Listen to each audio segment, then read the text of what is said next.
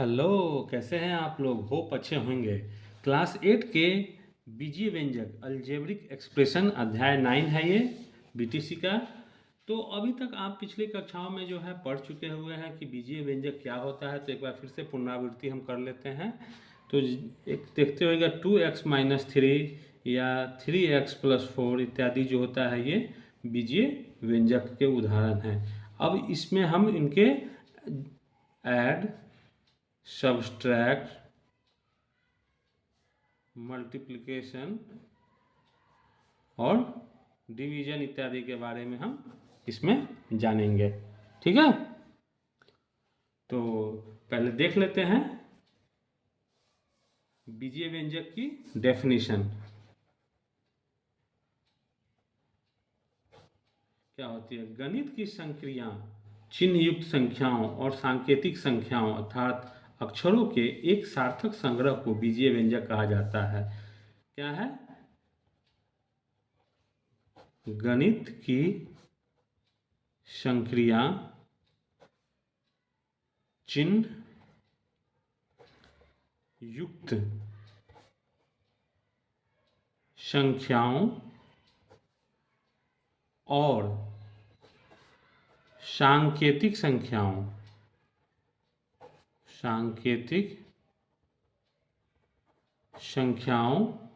अर्थात अक्षरों के एक सार्थक संग्रह कलेक्शन को बीजीय व्यंजक कहा जाता है। ठीक है, आप इसको जो है इसकी क्वालिटी बढ़ाकर और फुल स्क्रीन में देखेंगे तो आपको ये स्पष्ट दिखाई देगी। ठीक, जैसे एज फॉर एग्जांपल देख लेते हैं हम। 4 भी एक बीजीय व्यंजक है। x² + 2y + 7 4x² 3x² - 6xy + 7y² etcetera. ठीक, यहाँ तक कोई दिक्कत है? चलिए, अब इसमें एक टर्म आता है पद, बीजीय व्यंजक के पद। ठीक है, तो जैसे आप देख सकते हैं कि कोई एक एग्जांपल ले लेते हैं। जैसे 4x² y - 5xy² + 6y³। ठीक, ये एक यहाँ पर एक बीजीय व्यंजक प्लस, इसमें प्लस भी है माइनस भी है, भिन्न भिन्न खंड में बटा हो सकता है। ठीक है, मल्टीप्लाई भी हो सकता है। ऐसी स्थिति में प्लस तथा माइनस चिन्ह के द्वारा बटे हुए प्रत्येक खंड, एक खंड ये हो गया, दूसरा ये हो गया, तीसरा ये हो गया, को उसको चिन्ह के साथ उस बीजीय व्यंजक का एक पद कहा जाता है। जैसे ये कुछ नहीं है यानी प्लस है, तो +4x² क्या है? ये एक पद है। -5xy² ये क्या है? एक पद है। +6y³ यानी सीधा हम कह सकते हैं 6y³ एक पद है। तो इसमें कितने पद हो गए इस एग्जाम्पल में? तो टोटल कितने हैं? 3 पद हैं। तो पहला पद क्या हो जाएगा? 4x²y, दूसरा -5xy² और तीसरा पद 6y³। ठीक है, इसमें कोई दिक्कत है? चलिए आगे बढ़ते हैं। एक टर्म आता है इसमें स्थिरांक या नियत संख्या। तो स्थिरांक और नियत संख्या क्या है? बस सीधा समझ लीजिए आप, कांस्टेंट। 7 - 3 2/3 0.05 ये क्या है? स्थिरांक और कांस्टेंट। ठीक है, अब आता है इसमें चर। चर एक टर्म है। तो चर क्या है? एक ऐसा प्रतीक, सिंबल है जो अलग अलग स्थितियों में अलग अलग सांख्यिकी मानों से प्राप्त करता है। ठीक है, जैसी उसकी जो वैल्यूएशन दी हुई होगी उसके अकॉर्डिंग वो जो है काम करेगा, उसको हम चर कहते हैं, जैसे एक्स वाई। अब यहाँ पर जो है एक्स की वैल्यू जितनी भी होगी उसके अकॉर्डिंग उसकी चेंज होती जाएगी। अब आगे एक टर्म आता है हमारा बीजीय व्यंजकों की श्रेणी, कैटेगराइजेशन। ठीक है, बीजीय व्यंजकों की श्रेणी। ठीक है, तो इसमें आता है एक टर्म आता है एक पदी व्यंजक। एक पदी व्यंजक, तो इसमें क्या है, जिस बीजीय व्यंजक में केवल एक पद होता है उसे एक पदी व्यंजक कहते हैं। जैसे -3, 4x, 8xy, 1/7y²। ठीक है, क्या है, इसमें एक ही पद है, तो ये एक पदी हो गया। उसके बाद आता है द्विपदी। द्विपदी व्यंजक, द्विपदी व्यंजक में क्या है, दो पद होते हैं, 2x + y, 3x² + 4 एक्सेट्रा। ठीक, उसके बाद एक आता है आपका त्रिपदी। त्रिपदी व्यंजक, जैसा कि नाम से ही स्पष्ट है, ये तीन पद होंगे। इसमें क्या है, -y² + 6x² + z। उसके बाद 4y² + 2xy + 7। कितने, तीन पद हैं, त्रिपदी हो गया। और एक होता है बहुपदी। बहुपदी व्यंजक, इसमें क्या है, जैसा कि नाम से ही है कि जिस बीजीय व्यंजक में दो या दो से अधिक पद होते हैं उसे बहुपदी व्यंजक कहते हैं। तो क्या हुआ, दो या दो से अधिक, द्विपद और त्रिपद भी क्या है, बहुपद है। जैसे 7x5 + 3y4 + 2z3 + 7x² + 5। कितने पद हो गए, बहुत सारे पद हो गए, तो ये बहुपद की श्रेणी में आते हैं। अब एक चीज़ यहाँ इम्पोर्टेंट है जो आपको जानना चाहिए, गुणनखंड पद गुणांक जो है क्या होता है। जैसे गुणांक, ठीक है, तो कोई टर्म है कि 7x - 7xy², इसमें पूछे कि xy² का गुणांक क्या है, क्या हो जाएगा, -7। चाहे y² का गुणांक क्या है, तो -7x। ठीक, बात समझ में आ रहा है आप लोग को। ठीक है, चलिए अब एक होता है सजातीय पद और एक विजातीय पद। क्या होता है, सजातीय और विजातीय, नाम से ही है एक जैसा और अलग अलग। तो जैसे 4x² और -3x² क्या है, ये दोनों सजातीय पद हैं।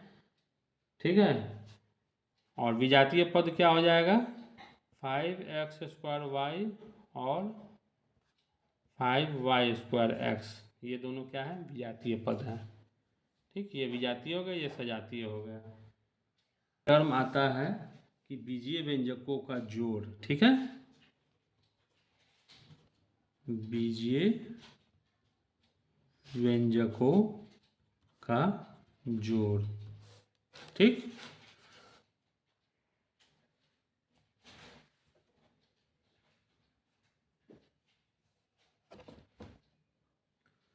तो इसमें क्या करते हैं, सजातीय एक पदी व्यंजकों का, जैसे सजातीय पदों को कैसे जोड़ना है, तो चलिए देख लेते हैं।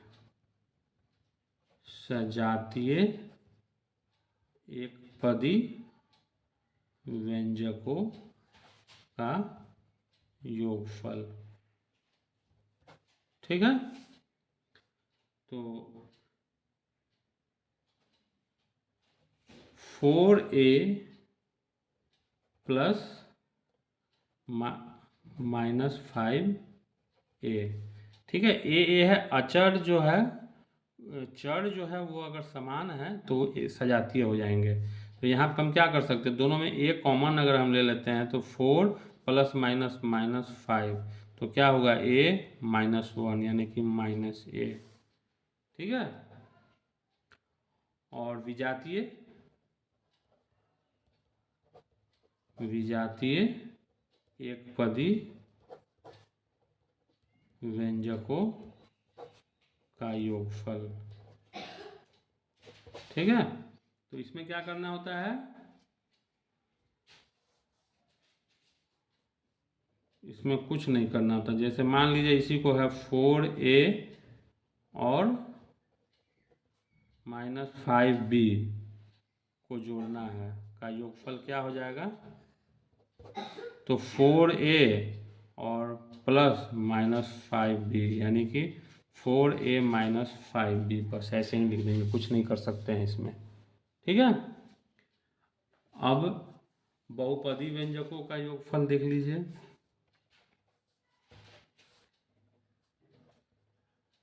बहुपदी व्यंजकों का योगफल।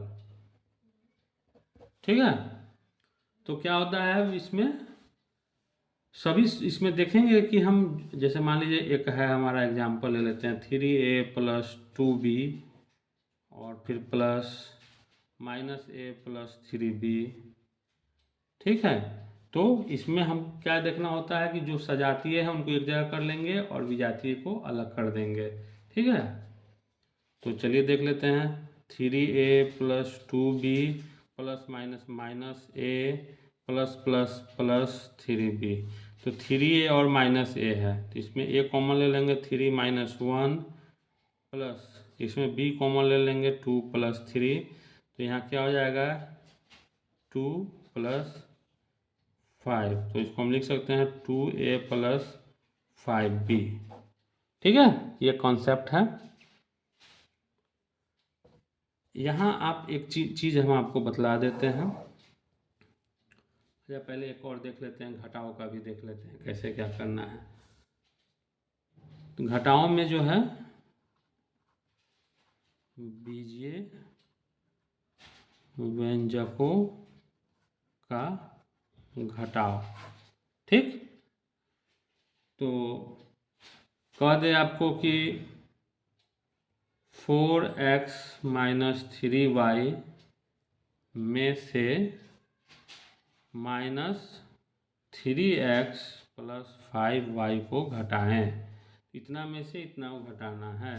तो जिसमें से ये वियोजक हो जाएगा, वियोज्य हो जाएगा और ये वियोजक हो जाएगा। ठीक है, तो 4x - 3y, ठीक,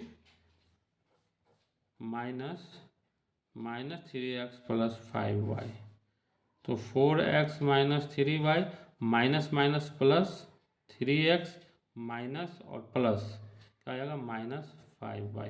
ये कैसे हो रहा है हम आपको बता देते हैं।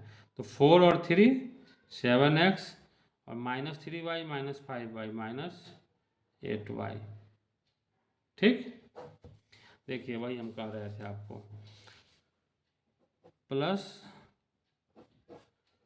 और प्लस, 2 प्लस होंगे तो रिजल्टेंट प्लस हो जाएगा, प्लस और माइनस। ठीक, तो इसमें जिसका संख्या ज़्यादा होगा उसके अकॉर्डिंग, ठीक, जिसकी संख्या अधिक होगी उसी के अकॉर्डिंग हो जाएगा। ठीक है, सेम इसमें भी वही हो जाएगा, माइनस है कोई चिन्ह, प्लस और यहाँ प्लस है, तो वही चीज़ आएगा, माइनस प्लस माइनस, तो क्या हो जाएगा माइनस हो जाएगा। घटाओं में भी वही चीज़ होगा, फॉलो करेगा, सिर्फ यहाँ पर क्या हो जाएगा, ये चीज़ हो गया। मल्टीप्लाई में देख लीजिए, प्लस इंटू प्लस क्या हो जाएगा, प्लस, प्लस इंटू माइनस, क्या हो जाएगा माइनस, माइनस इंटू प्लस, क्या हो जाएगा माइनस, माइनस इंटू माइनस, क्या हो जाएगा प्लस। डिवाइड के लिए भी यही रूल लागू होगा। ठीक है, तो ये आप दिमाग में रखेंगे तो आपको कहीं कोई दिक्कत नहीं होगा। तो अगले वीडियोज़ में हम एक्सरसाइज को देखेंगे।